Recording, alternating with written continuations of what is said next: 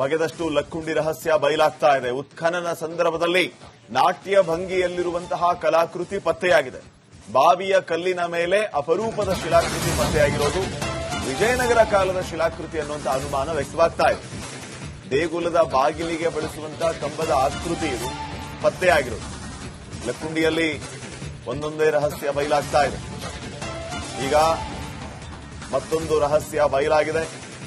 ಬಾವಿಯ ಕಲ್ಲಿನ ಮೇಲೂ ಅಪರೂಪದ ಶಿಲಾಕೃತಿ.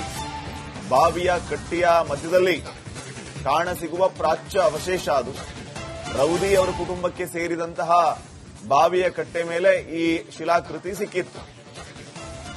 ನೋಡಿ, ತಾವೇನು ಗಮನಿಸ್ತಾ ಇದ್ದೀರಿ, ಈಗ ಮಾರ್ಕ್ ಮಾಡಿ ನಾವು ತೋರಿಸ್ತಾ ಇದ್ದೀವಿ.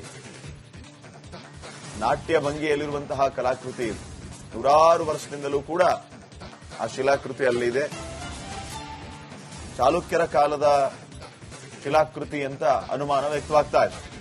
ಮತ್ತೊಂದು ಕಡೆ ವಿಜಯನಗರದ ಕಾಲದ ಕಲಾಕೃತಿ ಅನ್ನುವಂತಹ ಅನುಮಾನವೂ ಇದೆ. ಈ ಶಿಲಾಕೃತಿ ಯಾವ ಕಾಲದ್ದು, ಇದು ಏನ್ ಕತೆ ಹೇಳುತ್ತೆ ಅನ್ನುವಂಥದ್ದು ಈಗ ಸಹಜವಾಗಿ ಒಂದು ರೀತಿಯ ಕುತೂಹಲ. ದೇವಸ್ಥಾನದ ಬಾಗಿಲು ಸಿಂಗಾರಕ್ಕೆ ಬಳಸುವಂತಹ ಕಂಬದ ಆಕೃತಿಯನ್ನ ಹೋಲುತ್ತೆ ಇದು.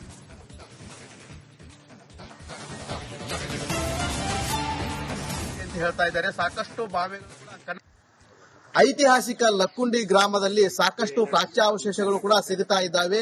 ಇವಾಗ ಲಕ್ಕುಂಡಿ ಗ್ರಾಮದ ಹೊರವಲಯದಲ್ಲಿರುವಂತಹ ತೋಟದ ಮನೆಯ ಬಾವಿಯಲ್ಲಿ ಕೂಡ ಪ್ರಾಚ್ಯಾವಶೇಷಗಳು ಕೂಡ ಸಿಗುತ್ತಾ ಇದ್ದಾವೆ. ಇಲ್ಲಿ ನಾವು ದೃಶ್ಯದಲ್ಲಿ ಕೂಡ ನೋಡ್ತಾ ಇರಬಹುದು. ಲಕ್ಕುಂಡಿ ಗ್ರಾಮ ಸಾಕಷ್ಟು ಐತಿಹಾಸಿಕ ಹಿನ್ನೆಲೆಯನ್ನು ಹೊಂದಿದೆ.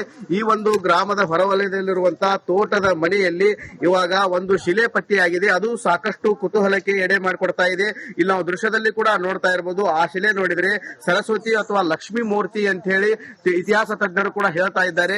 ಈ ಒಂದು ಬಾವಿ ನೋಡಿದ್ರೆ ಇದು ಇತ್ತೀಚಿನ ದಿನಗಳಲ್ಲಿ ನಿರ್ಮಾಣ ಮಾಡಿರುವಂತಹ ಬಾವಿ ಅನಿಸುತ್ತೆ. ಯಾಕಂತಂದ್ರೆ ಲಕ್ಕುಂಡಿ ಗ್ರಾಮ 101 ಬಾವಿ 101 ಗುಡಿ ಅಂತ ಹೇಳ್ತಾ ಇದ್ದಾರೆ. ಸಾಕಷ್ಟು ಬಾವಿಗಳು ಕೂಡ ಕಣ್ಮರೆಯಾಗಿದ್ವು.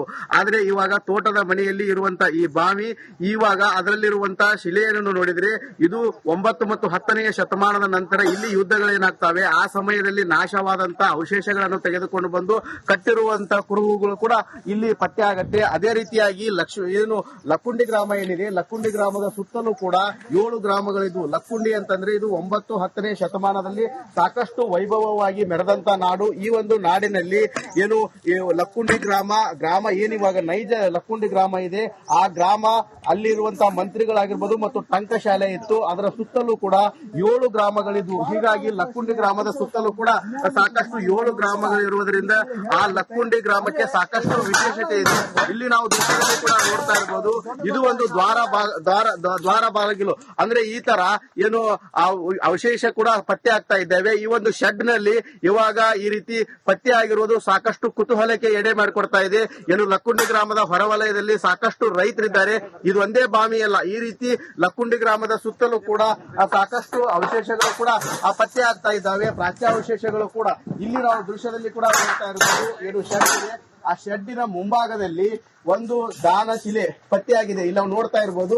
ಈ ರೀತಿ ದಾನಶಿಲೆ ಪತ್ತೆಯಾಗಿದೆ. ಇದು ಸಾಕಷ್ಟು ಕುತೂಹಲಕ್ಕೆ ಎಡೆ ಮಾಡಿಕೊಡ್ತಾ ಇದೆ. ಇಲ್ಲಿ ನಾವು ನೋಡ್ತಾ ಇರಬಹುದು ಶಿವಲಿಂಗ ಇದೆ. ಶಿವಲಿಂಗದ ಕೆಳಗಡೆ ಬಸವಣ್ಣ ಮತ್ತು ದ್ವಾರ ಬಾಗಿಲು ಇದೆ. ಅದೇ ರೀತಿಯಾಗಿ ಬಸವಣ್ಣನ ಮೂರ್ತಿ ಇದೆ. ಅದರ ಕೆಳಗಡೆ ಏನು 2 ಹಿಡಿಯ ನಾಗರ ಮೂರ್ತಿ ಇದೆ. ಇದು ಒಂದು ದಾನ ಪತ್ರ ಅಂದ್ರೆ ದಾನ ನೀಡುವಂತಹ ಶಾಸನ ಅಂತ ಹೇಳಿ ಈ ಇತಿಹಾಸ ತಜ್ಞರು ಕೂಡ ಹೇಳ್ತಾ ಇದ್ದಾರೆ. ವೈಷ್ಣವರಿಗೆ ಕೊಟ್ಟಿರಬಹುದು ಅಂತ ಹೇಳಿ. ಯಾಕಂತಂದ್ರೆ ಲಕ್ಕುಂಡಿ ಗ್ರಾಮದಲ್ಲಿ ಸಾಕಷ್ಟು ವೈಷ್ಣವ ಪದ್ಧತಿಯ ದೇವಸ್ಥಾನಗಳಿದ್ದಾವೆ, ಶೈವ ಪದ್ಧತಿಯ ದೇವಸ್ಥಾನಗಳು ಕೂಡ ಇದ್ದಾವೆ. ಇಲ್ಲಿ ಸಾಕಷ್ಟು ಅವಶೇಷಗಳು ಕೂಡ ಸಿಗ್ತಾ ಇದ್ದಾವೆ. ನಮ್ಮ ಜೊತೆಗೆ ಮಾತನಾಡಲು ಲಕ್ಕುಂಡಿ ಅಭಿವೃದ್ಧಿ ಪ್ರಾಧಿಕಾರದ ಸದಸ್ಯರಿದ್ದಾರೆ. ಅವರೆಲ್ಲ ಕೇಳೋಣ. ಸರ್, ಇದು ಲಕ್ಕುಂಡಿ ಅಂದ್ರೆ ಈಗ ನೈಜ ಲಕ್ಕುಂಡಿ ಇದೆ, ಅದರ ಸುತ್ತಲೂ ಕೂಡ 7 ಗ್ರಾಮ ಇದ್ವು ಅಂತ ಹೇಳ್ತಾರೆ. ಇವೆಲ್ಲ ಗ್ರಾಮ ಈ ಯಾವ ರೀತಿ ಸಿಗ್ತಾ ಇದ್ದಾವೆ, ಇವ್ನ ಯಾವಾಗ ಬಳಕೆ ಮಾಡ್ಕೊಂಡ್ರು ಜನರು ಅಂತ? ಏನು ನಮ್ಮ ಊರಿನಲ್ಲಿ ಹಿಂದೆ ಕೆಲವೊಂದು ಹಿರಿಯರಿಗೆ ಇತಿಹಾಸದ ಕಲ್ಪನೆ ಇಲ್ಲದಿರುವಾಗ ಸಾಕಷ್ಟು ಪ್ರಾಚ್ಯಾವಶೇಷಗಳನ್ನು ತೆಗೆದುಕೊಂಡು ಬಂದು ತೋಟದ ಮನೆಯಾಗಿರ್ಬೋದು, ಬಾವಿಗಾಗಿರ್ಬೋದು, ಮನೆಗಾಗಿರ್ಬೋದು ಸಾಕಷ್ಟು ಜನ ಈ ತರ ಮಾಡಿದ್ದಾರೆ. ಈಗ ಅವರಿಗೆ ಪ್ರಾಚ್ಯ ಪ್ರಜ್ಞೆ ಅನ್ನೋದು ಏನು ಬಂದಿದೆ. ಸಾಕಷ್ಟು ಜನ ನಮ್ಗೆ ಫೋನ್ ಮಾಡಿ ನಮ್ಮಲ್ಲಿ ಇಂಥ ವಿಧಾವ ಬರ್ರಿ ತಗೊಂಡ್ ಹೋಗೋದಾದ್ರೆ ತಗೊಂಡ್ ಹೋಗ್ರಿ ಸರ, ನಮ್ಮ ಮತ್ತೇನು ಪರ್ಯಾಯ ವ್ಯವಸ್ಥೆ ಮಾಡ್ರಿ ತಗೊಂಡ್ ಹೋಗ್ರಿ ಅಂತೇಳಿ ಈ ಏನು ಪ್ರಾಚ್ಯ ಜ್ಞಾನ ಬಂದಿದೆಯಲ್ಲ, ನಾ ಎಲ್ಲ ಮಾಧ್ಯಮದವರಿಗೆ ತುಂಬಾ ಧನ್ಯವಾದ ಹೇಳ್ತೀನಿ. ಇಂತ ಏನು ನಮ್ಮ ಲಕ್ಕುಂಡಿ ವೈಭವವನ್ನು ಇಷ್ಟೇ ಹತ್ರಕ್ಕೆ ತಾವು ಏನು ಒಯ್ತಾ ಇದ್ದೀರಿ, ಅದು ಇನ್ನೂ ನಮಗ ಸಾಕಷ್ಟು ಅವೇರ್ನೆಸ್ ಬರ್ತೈತೆ. ತಾವೆಲ್ಲ ಮಾಧ್ಯಮದ ಮುಖಾಂತರ ಕೆಲವೊಂದು ಜನ ಬಂದು ನಮಗೆ ನಾವು ನಿನ್ನೆ ಇಂಥ ವಸ್ತು ತೋರ್ಸಾತಿದ್ರಲ್ಲ ನೀವು, ಅಂತ ವಸ್ತು ನಮ್ಮ ಮನೇಲಿ ಐತೆ ಅಂತೇಳಿ ತಂದು ಕೊಡ್ತಾ ಇದ್ದಾರೆ ಈಗಲೂ ಕೂಡ. ಹಾಗೂ ಕಳೆದ ವರ್ಷ ಏನು ಪ್ರಾಚ್ಯಾವಶೇಷದ ಅನ್ವೇಷಣೆ ದೊಡ್ಡ ಕಾರ್ಯಕ್ರಮ ಮಾಡಿದ್ವಿ. ಒಂದೇ ದಿನ ಸುಮಾರು 1000ಕ್ಕೂ ಹೆಚ್ಚು ಪ್ರಾಚ್ಯಾವಶೇಷಗಳನ್ನು ನಾವು ಕಲೆಕ್ಟ್ ಮಾಡಿದ್ವಿ. ಒಟ್ಟಾರೆ ಹೇಳಬೇಕಂತಂದ್ರೆ ಐತಿಹಾಸಿಕ ಲಕ್ಕುಂಡಿ ಗ್ರಾಮದಲ್ಲಿ ಬದಿನಷ್ಟು ಪ್ರಾಚ್ಯಾವಸ್ತುಗಳ ರಹಸ್ಯಗಳು ಕೂಡ ಬಯಲಾಗ್ತಾ ಇದ್ದಾವೆ. ಇವಾಗ ಶೆಡ್ಡಿನಲ್ಲಿ ಕೂಡ ಸಾಕಷ್ಟು ಪ್ರಾಚ್ಯಾವಶೇಷಗಳು ಪತ್ತೆಯಾಗಿದ್ದಾವೆ. ಏನು ಇಲ್ಲಿ ಆ ಒಂದು ಶೆಡ್ಡಿನ ಮಾಲೀಕರು ಕೂಡ ಇವನ್ನು ತೆಗೆದುಕೊಂಡು ಹೋಗಿ ಅಂತ ಹೇಳ್ತಾ ಇದ್ದಾರೆ. ಹೀಗಾಗಿ ಐತಿಹಾಸಿಕ ಲಕ್ಕುಂಡಿ ಗ್ರಾಮ ಸಾಕಷ್ಟು ರಹಸ್ಯಗಳನ್ನು ತನ್ನ ಮಡಿಲಿನಲ್ಲಿ ಇಟ್ಟುಕೊಂಡಿದೆ. ಇವಾಗ ಒಂದೊಂದಾಗಿ ಈ ರಹಸ್ಯಗಳು ಕೂಡ ಬಯಲಾಗ್ತಾ ಇದ್ದಾವೆ. ಕ್ಯಾಮರಾಮ್ಯಾನ್ ಮಂಜುನಾಥ್ ಜೊತೆ ಮಂಜು ಪತ್ತಾರ್, ರಿಪಬ್ಲಿಕ್ ಕನ್ನಡ, ಗದಗ್. ಬಗೆದಷ್ಟು ಲಕ್ಕುಂಡಿ ರಹಸ್ಯ ಬಯಲಾಗ್ತಾ ಇದೆ. ಉತ್ಖನನ ಸಂದರ್ಭದಲ್ಲಿ ನಾಟ್ಯ ಭಂಗಿಯಲ್ಲಿರುವಂತಹ ಕಲಾಕೃತಿ ಪತ್ತೆಯಾಗಿದೆ. ಬಾವಿಯ ಕಲ್ಲಿನ ಮೇಲೆ ಅಪರೂಪದ ಶಿಲಾಕೃತಿ ಪತ್ತೆಯಾಗಿರೋದು ವಿಜಯನಗರ ಕಾಲದ ಶಿಲಾಕೃತಿ ಅನ್ನುವಂಥ ಅನುಮಾನ ವ್ಯಕ್ತವಾಗ್ತಾ ಇದೆ. ದೇಗುಲದ ಬಾಗಿಲಿಗೆ ಬಳಸುವಂತಹ ಕಂಬದ ಆಕೃತಿ ಇದು ಪತ್ತೆಯಾಗಿರೋದು. ಲಕ್ಕುಂಡಿಯಲ್ಲಿ ಒಂದೊಂದೇ ರಹಸ್ಯ ಬಯಲಾಗ್ತಾ ಇದೆ. ಈಗ ಮತ್ತೊಂದು ರಹಸ್ಯ ಬಯಲಾಗಿದೆ. ಬಾವಿಯ ಕಲ್ಲಿನ ಮೇಲೂ ಅಪರೂಪದ ಶಿಲಾಕೃತಿ. ಬಾವಿಯ ಕಟ್ಟಿಯ ಮಧ್ಯದಲ್ಲಿ ಕಾಣಸಿಗುವ ಪ್ರಾಚ್ಯ ಅವಶೇಷ ಅದು. ರೌದಿ ಅವರ ಕುಟುಂಬಕ್ಕೆ ಸೇರಿದಂತಹ ಬಾವಿಯ ಕಟ್ಟೆ ಮೇಲೆ ಈ ಶಿಲಾಕೃತಿ ಸಿಕ್ಕಿತ್ತು. ನೋಡಿ, ತಾವೇನು ಗಮನಿಸ್ತಾ ಇದ್ದೀರಿ, ಈಗ ಮಾರ್ಕ್ ಮಾಡಿ ನಾವು ತೋರಿಸ್ತಾ ಇದ್ದೀವಿ. ನಾಟ್ಯ ಭಂಗಿಯಲ್ಲಿರುವಂತಹ ಕಲಾಕೃತಿ ಇದು. ನೂರಾರು ವರ್ಷದಿಂದಲೂ ಕೂಡ ಆ ಶಿಲಾಕೃತಿ ಅಲ್ಲಿದೆ.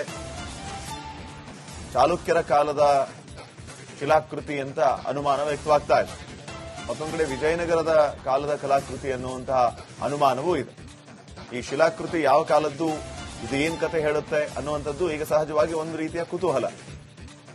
ದೇವಸ್ಥಾನದ ಬಾಗಿಲು ಸಿಂಗಾರಕ್ಕೆ ಬಳಸುವಂತಹ ಕಂಬದ ಆಕೃತಿಯನ್ನು ಹೋಲುತ್ತೆ ಇದು.